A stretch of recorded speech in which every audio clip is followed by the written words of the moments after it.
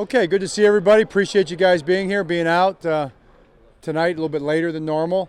We're on our short week schedule, our Thursday game schedule, which is what we've been doing past number of years. So we're right on schedule. Guys are in good spirits. Had a good practice, and we're moving forward. So what do you have for us? John, we saw Lamar, they put out the injury report that he has a quad injury. Is there anything that you can tell us about the injury? No, not really. I mean, it's a quad injury. You know, it's happened in the game when they hit him down there around the knee, and that's what it was. Is it just going to be 2 days of rest for him before? We'll see. I mean, it's less than 24 hours after the game, just about. So, I mean, it's hard to say. It's not a serious injury in that sense, but you know, this is day to day. We play Thursday night, so we'll see where we're at. Along those same lines, Ronnie Stanley's list is having a Yeah, I'm not going to get into injuries. I mean, we just got done playing the game 24 hours ago. We're going to play a game Thursday night. The guys that are ready to play will play. The guys that aren't won't. You know, so just look at the injury report and take it from there. Do you look at the film or just move forward from the last game? We do both. You know, I haven't seen the film yet. I've been looking at the Jets, so I'll get back on the film probably tonight a little bit. But our coaches have, and but more than that, we've actually moved forward more than we've done anything, I would say. Yeah, good question. John, you talked about the smattering of applause when you guys clinched the playoff berth. Do you like the spirit of these guys that want more than just getting into the playoffs, which was probably inevitable? Yeah, I do. I do appreciate it. I think they understand that we have a game Thursday night. You know, you gotta, like I explained to them, we gotta turn the clock way ahead. It's Thursday night right now on a normal schedule. It's Friday tomorrow, so we've got to get ready to play our best game on Thursday night, and that's what we have to do because there's so much at stake. You know, and our guys I think understand that what's at stake and what we're trying to accomplish. John, I mean, the Jets' run defense has just been outstanding this year. I mean, when you watch them on film, what jumps out? Yeah, I mean, two really big tackles. Linebackers, I think it's a Greg Williams defense. They really run to the ball. They give you a lot of different scheme things. They get the secondary involved in the run defense, both the corners and the safeties. They run different kind of exotic blitzes, not just for the pass, but for the run as well. They usually have a Mike Backer flowing over the top. Yeah, it's a typical Greg Williams defense. They usually are really good against the run, and this is no exception. They've won 4 or 5. Yeah. Have you noticed that they've started? I mean, there were a lot of people had them for dead earlier this season. Yeah. It seems like they're playing with a little motivation. They're playing great. I mean, they won 4 of the last 5. That's the bottom line. I mean, when you look at it, that's it. That's what we talk to the guys about. That's all you need to know. Watch the tape. They're playing winning football, and we understand that. We know this league. You know, our guys don't take anybody for granted. You never can. You never should. But certainly not a team that's won 4 of the last 5 games. It has players like Le'Veon Bell and Anderson and Darnold on offense, and just everybody on defense. I mean, it's just a great defense. Adams, you know, they've got players everywhere. So, and they play really hard and they're very physical. So, our guys do understand that. I do appreciate that about our guys. You discussed it yesterday post game, but Lamar, they were poised to stop the run, and he throws 3 touchdown passes. Are you impressed, or do you have to? You're not even impressed anymore the way he can take what they give him on any given Sunday. Right. Well, it was a really, to your point. I mean, it was a really tough, hard-fought defensive game. You know, I do think the wind had a lot to do with it, and they did a good job of lining up the different formations and putting a lot of people down there to stop the run, and it made it a little tougher to throw the ball downfield out in the field. You know, they missed some throws, and you know, it was just tough to complete the ball too far downfield. So I would have liked to have seen a few more big passes that way. We had the one we needed, you know, to start the second half. That was really the one that was the difference maker in the game. But I guess I'm going the long way around to your point about the red zone.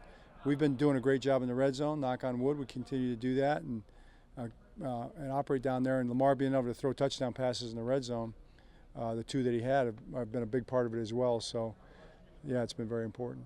On that long touchdown to Hayden Hurst, he hit the top speed of any offensive player this year, 20, 25, I think it was. Obviously impressive for a big guy. Does that surprise you at all? No, he's fast. You know? John, we don't really talk about Robert Griffin III a lot, but how valuable is it in situations like this to have a guy that can go in and when you need him to go in and do all the reps and things like that? Very valuable. Very important. Yeah.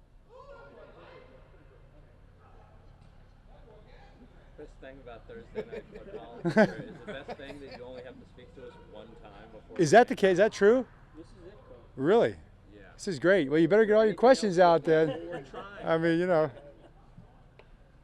Any positives to Thursday night football besides that for you? The fact that you get the quick turnaround and then maybe do you give the guys a reward? Oh yeah. I mean, I like it. I don't, you know, all the other stuff and all the arguments about it. I like it. You know, I think you get to do it once a year, and it's different. You know, we have a different week of practice like we have out here, different timing.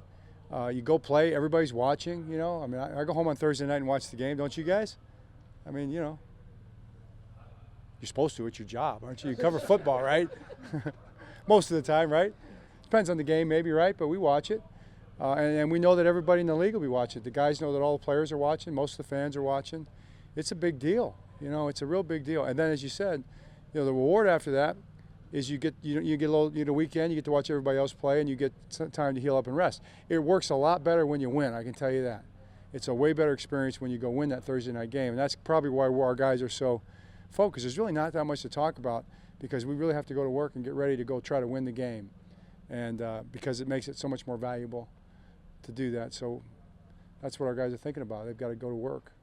John, Mark Ingram, what does it say about a guy that at that many years in the league, that age, and he's able to run that ball that physically in between the tackles, which is probably the hardest thing for a running back to do? Well, he is. He's just really, really good. You know, Mark Ingram's really, really good, and you know, he caught one. I was joking with a strength coach because Steve, we were kind of standing next to each other on the sideline. He caught the screen right on our bench toward the second half, maybe it was in the fourth quarter. And, boy, he turned upfield, and I saw the look on his face and the look in his eye. Man, he was like a freight train coming downhill, and he was running with vengeance. And it was fun to see. And I was like, woo, you know, that's impressive. And that's what he brings to it every single time he touches the ball. He just runs that way. It's been really good for us. Big part of our offense. John, when you saw the Jets on the schedule when that was announced, were you looking forward to seeing CJ back here in Baltimore? CJ back in Baltimore? I didn't think about that, to be honest with you. I mean, no, I didn't think about that, to be honest with you. I miss CJ, wish he was here, to be honest. You know, wish you were here. But love him, appreciate everything he did for us. It's a tough break with the groin and stuff, but he'll bounce back. I mean, he's a great player, a hard worker, a good guy, and, you know, all that. But I haven't really thought that much about it. John, kind of on that note, when you see a team that has so many former Ravens, do you take any sort of sense of pride in that? Is it something that you guys have developed players who move on and stuff success elsewhere? Probably, if I thought about it, I would, but I haven't, so I didn't. But I'll give it some thought. Let you know next time we talk. But you do know that, I mean, whenever you go through free agency, how much teams covet, it seems like, your players.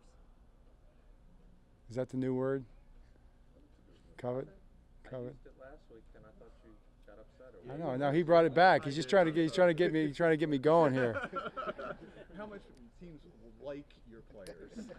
Yeah, I don't know. I mean, no, I think it goes around. I don't think it's just us. I mean, I think we've had really good players, and you're happy when you see them go other places and do well and sign big contracts. You really are. I mean, as a coach, you want to see guys make a difference in their families and their lives and stuff like that, and that's part of the goal. It really is part of the goal, and it's a great country, and the National Football League is a great opportunity for all of us, you know, that have an opportunity to be a part of it and make a living doing it. I mean, it's a blessing beyond belief.